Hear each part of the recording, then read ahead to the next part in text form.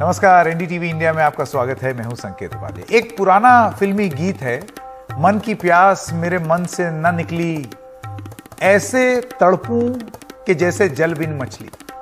Radio पर जब इन गाने की फरमाइश होती थी तो बताया जाता था कि गीतकार हैं मजरू सुल्तानपुरी और आवाज दी है लता मंगेशकर ने।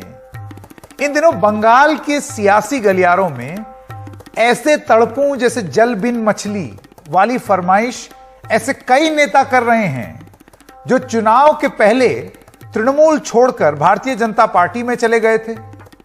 सियासी मछलियों के लिए सत्ता में होना, सत्तारूढ़ दल में होना जल में होने जैसा होता है। उसके बिना वो तड़पने लगते हैं। अब आप समझ रहे हैं उस गाने का असली मकसद या असली मतलब।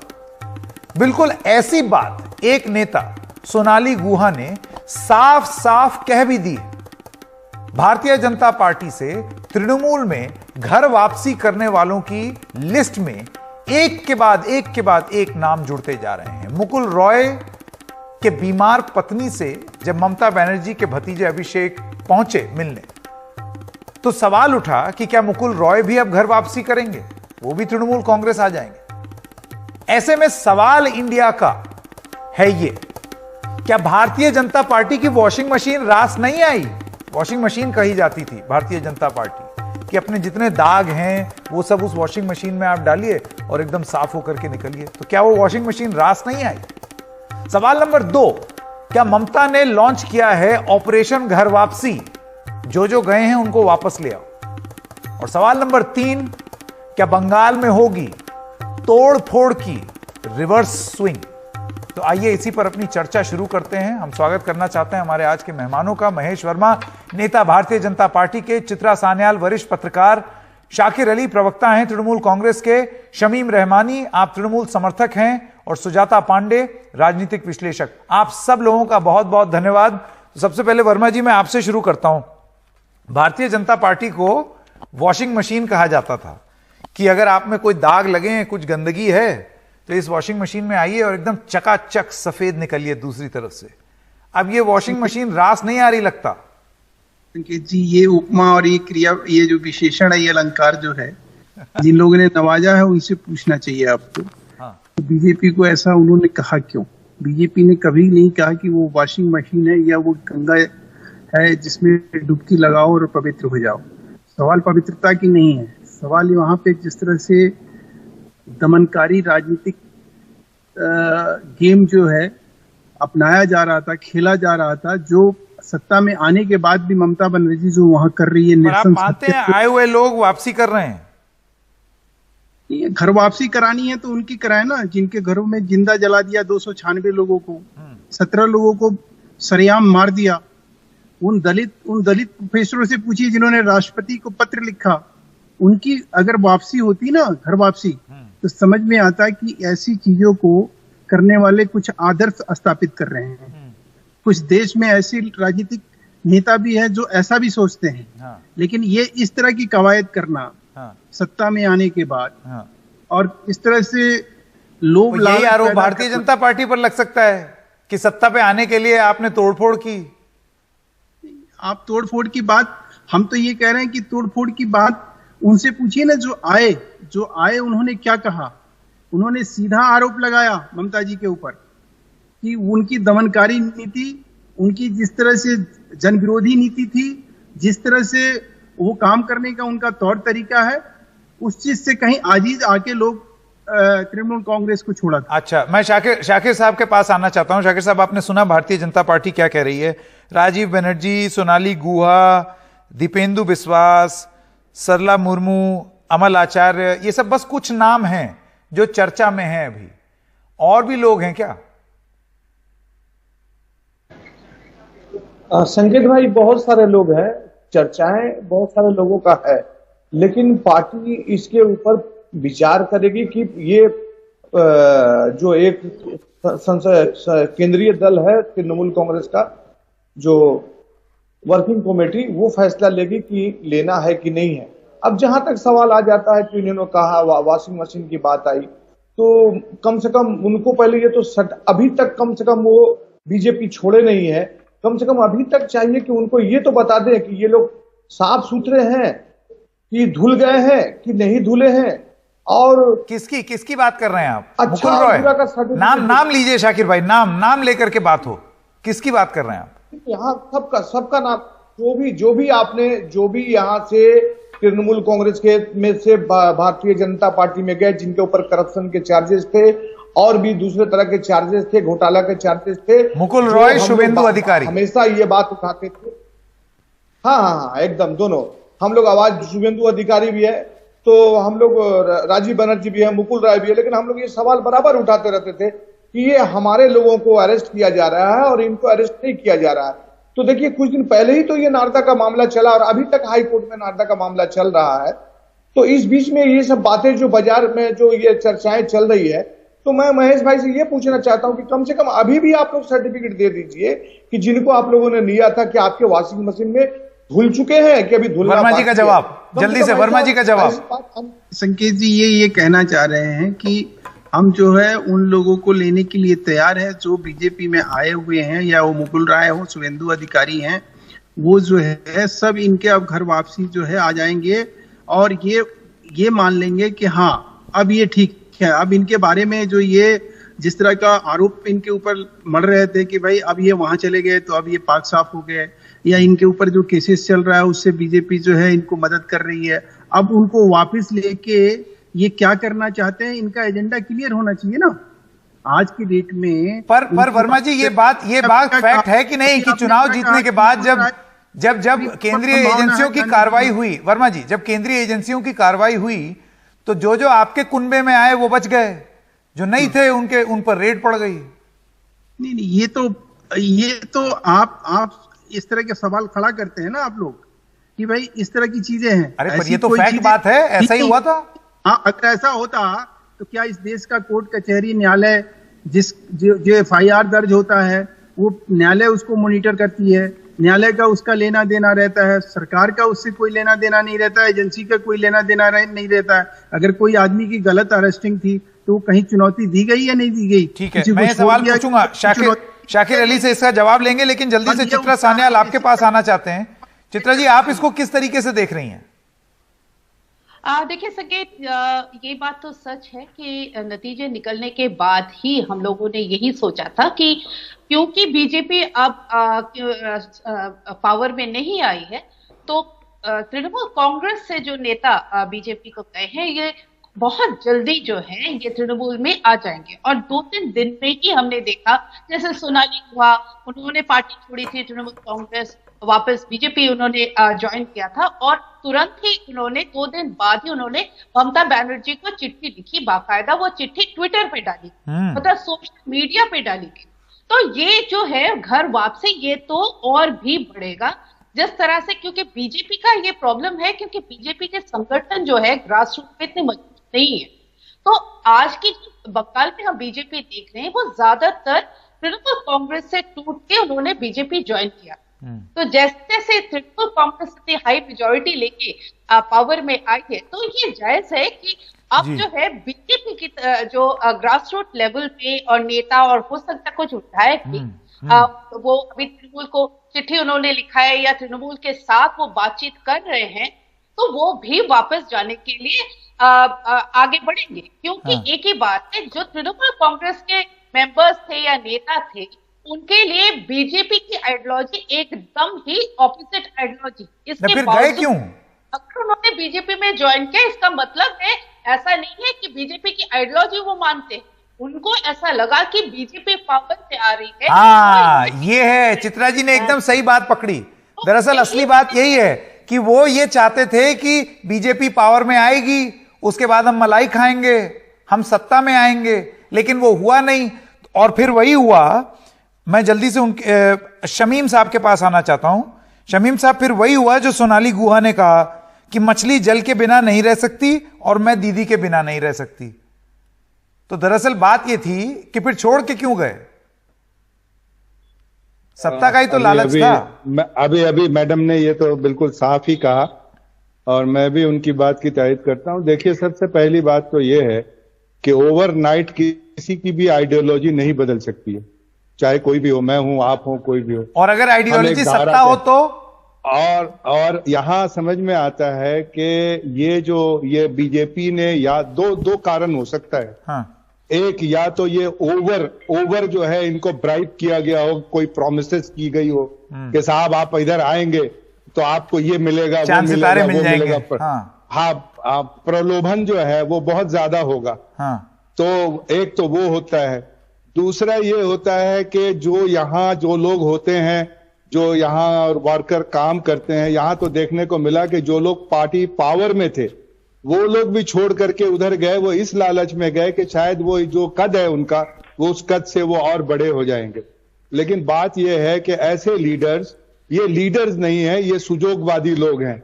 ये आज फिर जो है ये इनको अगर ये आएंगे, अगर भाई मुझे तो शमीम साहब आप ये बताइए कि जब ये लोग जा रहे थे तो मुझे अच्छे से याद है तृणमूल प्रवक्ता जो है वो घूम घूम के बोले थे अच्छा वो हमारी गंदगी गई।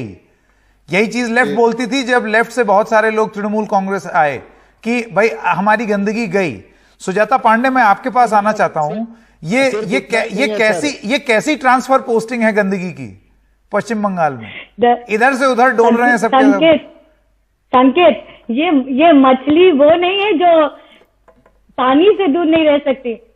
मैं ये कहती हूँ कि ये इनको थोड़ा जाने और आने से पहले ये सोचना चाहिए कि किस तरह के वक्तव्य दिए गए। जब ये गए, इनको कचरा बोला गया, इनको ये बोला गया कि ये तो बाहर वैसे भी जाने वाले थे, अच्छा हुआ चले गए। तो ये टीएमसी के सर से कीकरा उतरा। तो मैं तो इतना कहूँगी कि ये पब्लिक है, सब जानती है। आपके उस समय के मंतव्य को भी जानती है, आज के मंतव्य को भी जानती है। जो नया प्यार किसी के प्रति उसको देख सकती है। लेकिन इसके साथ एक चीज बात चाहिए संकेत। पहली बात, चुनाव में जाते हैं, इससे जो मैनिफेस्टो आते हैं, जो वादे जिस पार्टी के साथ खड़े होते हैं, पार्टी से अगर आप जीत के आते हैं और या फिर उसका करते हैं और हारने आप अगर पाला तो उससे आप पार्टी। ये सुजाता जी आपका ऑडियो जरा ठीक कर लें, बार बार आपकी ऑडियो डिप हो रही है तो उससे आपकी बात हम ठीक से समझ नहीं पा रहे। ये जरा ठीक करके उसके बाद आते हैं। मैं महेश जी आपके पास वापस आना चाहता हूं। देखिए अब ये नेता वापस जा रहे हैं, शाकिर साहब से मैं ये पूछूंगा कि वो उनको जगह या स्थान देंगे या नहीं, फिर उन पुराने वादों का क्या होगा, फिर इस बात का क्या होगा कि ये तो गंदगी थी चली गई तो फिर वापस क्यों ले रहे हैं, गंदगी लेने में क्या रुचि। लेकिन आपसे एक सवाल है, आपसे सवाल ये है कि कहीं ऐसा तो नहीं हुआ कि ये जो आप इंपोर्ट कर रहे थे बंगाल में एक के बाद एक नेताओं को, उस चक्कर में अपना जो आत्मनिर्भर सामान था वो नाराज हो गया, आपके जो अपने लोग थे वो नाराज हो गए। आप तो धड़ाधड़ इंपोर्ट किए चले जा रहे थे, आपको इंपोर्टेड सामान बड़ा अच्छा लग रहा था पश्चिम बंगाल में। नहीं, वो उसको मैंने कहा कि कोई भी उपमा दे दीजिए, उस उपमा से हमारे ऊपर आज की डेट में हमारी स्थिति परिस्थिति जो आज बंगाल में है उस चीज को हम समझते हैं कि हमें क्या करना है और हमें वहां किस तरह की लड़ाई लड़नी है। हमें जो मैंडेट मिला है हम उससे बखूबी परिचित है। एक ये अलग बात है कि अभी आप उसको किसी भी तरह से नहीं वर्मा जी, ऐसा एक सेकंड वर्मा जी, इससे पहले कि आप घुमा दें, आपको मास्टरी है शब्दों की, मैं ये इससे परिचित हूं, लेकिन इसीलिए वर्मा जी मैं आपसे ये पूछ रहा हूं। मुझे अच्छे से याद है आपके बयान और प्रवक्ताओं के बयान कि देखो ये तो आंधी है बीजेपी की, आंधी, इस आंधी में सब लोग जुड़ रहे हैं, ये एक मूवमेंट है, इस मूवमेंट में देखो किस तरीके से लोग छोड़ के चले आ रहे हैं, तृणमूल कांग्रेस साफ होगी, लोग जुड़ना चाहते हैं बीजेपी से। और अब निश्चित रूप से हम तो ये कहते थे कि जनता बनाम ममता की लड़ाई है और इस लड़ाई में जो है जनता के साथ हम खड़े हैं और जनता के साथ जो भी आदमी खड़ा रहा, ऐसा नहीं है कि कोई बीजेपी वहां। तो आप मानते हैं सब लोग, आपने जिन लोगों को जगह दे दी वो अपॉर्चुनिस्ट थे? अपनी राजनीतिक जमीन हमने तैयार नहीं करी है, हम आगे बढ़े हैं और हम एक सशक्त विपक्ष के रूप में वहां बहुत मजबूती के साथ अपनी जगह बनाई है। अब रही बात कि सवाल है कि जिनकी घर वापसी की बात हो रही है, हाँ, क्या घर वापसी, जैसे आप लोग कह रहे हैं कि सत्ता के लोलुपता में, सत्ता के प्रलोभन में ये जो वापसी की बात कही जा रही है, तो क्या ममता बनर्जी की कोई वैल्यू नहीं है, तृणमूल कांग्रेस की कोई वैल्यू नहीं है, क्या उनके आचार विचार की कोई वैल्यू नहीं है, उनकी नीति की कोई वैल्यू नहीं है? हाँ। आज जिन लोगों ने जिनको उन्होंने गलत कहा, हाँ। या जिन्होंने उनको गलत कहा, हाँ। उनके बीच के जो एक सामंजस्य बिठाने की जो बात कही जा रही है या उड़ाई हाँ। जा रही है, हाँ। समझाई जा रही है, ये एक अपने आप में ये अच्छा प्रश्न है कि इस तरह की राजनीति इस देश में जो है तृणमूल कांग्रेस ने अगर शुरू किया तो आप फिर मान लीजिए कि वो मौका परस्त थे। असर क्या होगा? ये लोग जो हैं आपके साथ इसलिए जुड़े क्योंकि इनको आप में नहीं, इन मछलियों को जल आप में दिख रहा था। आप मान लीजिए कि आपने मौका परस्त जो लोग थे उनको आपने समर्थन दिया, और अब जो है जब आप में कुछ गुण नहीं दिख रहे तो ये लोग वापस जा रहे हैं, जहां पानी है वहां जा रहे हैं। बात नहीं तो बहुत आपने जो बात कही कि जिन लोगों की छटपटाहट है कि हम तृणमूल कांग्रेस में जाएं और सत्ता के चक्कर में जाएं, वो जाए ना। नहीं, मैं तो ये सोच रहा हूं अब उनके दागों का क्या होगा। जो बीजेपी की जो वहां अभी बीजेपी को जनादेश जो मिला हुआ है वो बीजेपी परिचित है कि सुजाता पांडे जी के पास वापस जाना चाहता हूं, अब उनकी ऑडियो ठीक हो गई। जी सुजाता जी, आप अपनी बात खत्म कर लें। तो संकेत, तो पहले तो हमको ये सारी चीजें तो हम देख ही रहे हैं, पर साथ ही साथ हमको ये भी देखना होगा जो डर का माहौल, जो बदले की राजनीति चल रही है, उसको भी एक तरह से देखना होगा कि आखिर ये जो घर वापसी हो रही है तो क्यों हो रही है। जब आम जनता, आप जानते हैं किस तरह से हिंसा हो रही है, कितने 37 कार्यकर्ताओं को मार दिया गया, और आज जो नेता है उसको भी सुरक्षा देने की जरूरत पड़ गई है। तो ये भी एक बहुत बड़ा प्रश्न है, सिर्फ बंगाल के हिसाब से नहीं, भारतीय राजनीति के हिसाब से भी, नेताओं की जो क्रेडिबिलिटी होती है उसके हिसाब से भी, पार्टी जो प्रॉमिस करती है आम जनता से उसके हिसाब से भी, और इलेक्शन के हिसाब से, क्योंकि ये पूरा का पूरा प्रपंच है। आप नेता इस खेमे में है या उस खेमे में, लेकिन ये पूरा प्रपंच हो किसके साथ रहा है, ये तो आम जनता के साथ हो रहा है ना। ठीक है, ठीक है शाकिर साहब, आप इसका जवाब देंगे? जी मैं देना चाहूंगा। हाँ संकेत भाई, दरअसल हाँ, शाकिर जी पहले, उसके बाद शमीम भाई, बताएं। संकेत भाई, दरअसल बात ऐसा है कि लगातार ममता बनर्जी हमारी जो लीडर है वो बहुत सही सभाएं में बोली थी कि जिनको पार्टी छोड़ के जाना है चले जाओ, ट्रेन लगी है, ट्रेन पर चढ़ जाओ और चले जाओ, और जितना जल्दी हो खाली करो। और पहले भी हमारे डिबेट में बोल दिया हो कि 110 ऐसे लोग थे जिनको टिकट मिलने वाला नहीं था, और भारतीय जनता पार्टी के पास में कैंडिडेट नहीं था, और भारतीय जनता पार्टी आनंद फानन में ये लोगों को कि हम घर वापसी नहीं लेंगे अपने। हाँ, ये तो शाकिर अली साहब, ये जरूरी सवाल है, इस सवाल का जवाब दीजिए। एक तरफ की तो टिकट आपने कटा दी, अब ये वापसी रिटर्न वाली ट्रेन क्यों चला रहे हैं आप? क्या आप ये बोलेंगे कि अब ये वापस नहीं आएंगे? रुकिए बिल्कुल भाई, मैं माननीय मैडम को बोलिए चुप रहने के लिए, डिबेट के बीच अच्छा, एक में ना सेकंड बोले। सुन लें, एक सेकंड। हाँ शाकिर जी अपनी बात करें। देखिए, तो दरअसल बात ऐसा है कि इनको जो है तृणमूल कांग्रेस को सामने चेहरा बनाना था, और उन्होंने शुभेंदु और मुकुल राय जैसे लीडर को सामने खड़ा किया। आज बताइए, शुभेंदु अधिकारी को अपोजिशन लीडर बने हुए कौन है? तृणमूल कांग्रेस का प्रोडक्ट है। आज भारतीय जनता पार्टी के पास चेहरा नहीं है, और शुभेंदु को क्या है, तृणमूल के खिलाफ बोलना है, ममता बनर्जी को खिलाफ बोलना है, इसलिए बोलना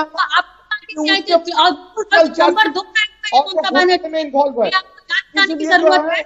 तो उनको जितने भी, देखिए शुभेंदु भारतीय जनता पार्टी हो के नहीं बोल रहा है, वो अपने ऊपर जो चार्जेस लगे हैं उनसे सेफ जोन में रहे, इसलिए वो जितना उनको ममता बनर्जी और सरकार के एक सवाल, शोर शराबे में वो सवाल रह जाएगा। एक सेकंड सुजाता जी, एक सेकंड। चित्रा जी आना चित्रा जी, आपको लगता है कि अगर ममता बनर्जी ने उस समय जो बयान दिए थे कि जिसको जाना है चला जाए, इसका मतलब वो हमारे साथ कभी नहीं थे, तो फिर वापस मत लो, ये साफ कर दें ममता बनर्जी की नहीं हम वापस नहीं लेंगे। देखिए संकेत, पहली बात तो ये है कि बीजेपी जिस तरह से आई है, 77 सीट्स लेके आई है, ये बहुत कम है, ये इसीलिए ऑपोजिशन में है, पावर में नहीं है। पर इसका मतलब ये नहीं है कि ममता बनर्जी के लिए बीजेपी कोई मुसीबत खड़ी नहीं कर सकती, ऐसा नहीं है, क्योंकि ममता बनर्जी खुद ये जानती है, बीजेपी की जो हिस्ट्री भी है कि किसी स्टेट में अगर वो नहीं आ पाए हैं पावर में, तो 1 साल 2 साल वो कोशिश करते रहे, तब तक ना रूलिंग पार्टी जब तक ना टूटे। तो ये डर ममता बनर्जी को है, और इसकी वजह है कि ममता बनर्जी अभी बीजेपी को कमजोर करना चाहती है। तो उनके लिए ये जो है घर वापसी का जो ऐलान करना, ये बहुत पहले से, क्योंकि इलेक्शन में जीतने के बाद तो नेले पे दहला, इससे पहले कि बीजेपी डैमेज पहुंचाए कि जो वापस आना चाहते हैं आ सकते हैं, क्योंकि उन्हें डर है कि ये 5 साल में बीजेपी जिस तरह से गोवा, मध्य प्रदेश हो, तो जो गेम बीजेपी और जगह खेल रही है वो ममता जी ने पहले ही कर दिया। वो थोड़े शमीम रहमानी, आप इस विश्लेषण से संतुष्ट हैं कि इससे पहले कि बीजेपी ऑपरेशन कमल करे, यहां ऑपरेशन दो फूल हो गया? मैं आपसे एक बात बता दूं, जो लोग भी गए थे, बीजेपी और इससे क्या ज्यादा पावर लगा सकती है कि यहां जो है 17 मरतबा प्राइम मिनिस्टर आए, अमित शाह जी यहीं बैठे रहे और पूरी सेंट्रल टीम, आज तक कभी इतिहास में आपको स्टेट में नहीं दिखाई देगा कि प्रधानमंत्री आकर के किसी स्टेट में बिल्कुल जम जाएं और बिल्कुल यहाँ के जो आइकॉन है उसके जैसा दाढ़ी मोछ टोपी लगा करके बैठे कि हम जो है रविंद्रनाथ टैगोर से मिलते, वो उसी तस्वीर पे लड़ी गई। तो इससे ज्यादा जो है बीजेपी के पास और क्या आर्मरी था बंगाल में लड़ने के लिए। ये उसके बावजूद भी हारे हैं और जो उनके जीते हैं उसमें से 3 सिर्फ इनके अपने आइडियोलॉजी के कैंडिडेट हैं या 4 होंगे, बाकी सब जो है वो गए हुए लोग हैं जो वो उनकी टिकट पे जीते हैं, क्योंकि उनके पास उनका अपना वोट था। उन लोगों ने भाजपा का वोट नहीं बल्कि अपना वोट जो है वो भाजपा में ट्रांसफर किया है। तो ऐसे में जब वो देखते हैं कि अब हम ये समय खत्म हो गया है मेरे पास, वर्मा जी, चित्रा सान्याल जी, शाकिर अली साहब, शमीम रहमानी और सुजाता पांडे, आप सब लोगों का बहुत बहुत धन्यवाद। अब देखना ये होगा कि ममता बनर्जी ये घर वापसी करवाएंगी या नहीं, और क्या वो घर वापसी भी एक रणनीति के तहत होगी कि इससे पहले कि ऑपरेशन कमल हो, ऑपरेशन दो फूल कर दिया जाए पश्चिम बंगाल में।